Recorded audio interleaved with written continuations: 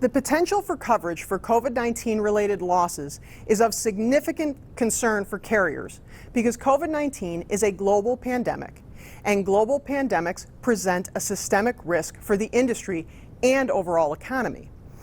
Historically, insurance has never been intended to cover systemic risks because systemic risks first involve losses that are widespread and cannot be distributed among policyholders, and second, the extent of the loss creates a solvency event for carriers, and third, the risk is unknowable.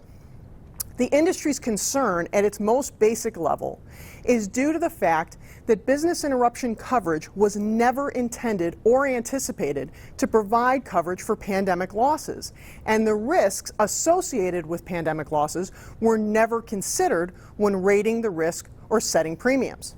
Now, in addition, the costs associated with this pandemic-related litigation cannot be ignored. In those cases where pleadings motions were not decided favorably for the carrier and the action has proceeded to discovery, it's not uncommon for carriers to face demands for substantial claims and underwriting information. Objecting to and responding to these demands comes with both significant risk and expense.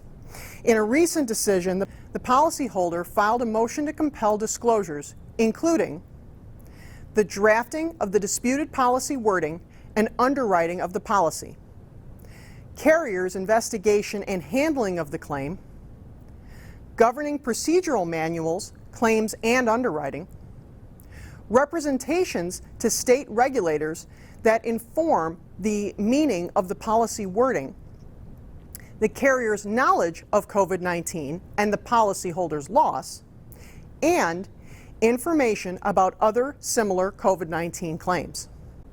The court found the requests relevant and issued an order compelling compliance. Therefore, in short, the debate is ongoing on multiple fronts with no end in sight. Following the onset of the COVID-19 pandemic, many departments of insurance across the country placed a hold or denied filings that included this type of exclusionary language.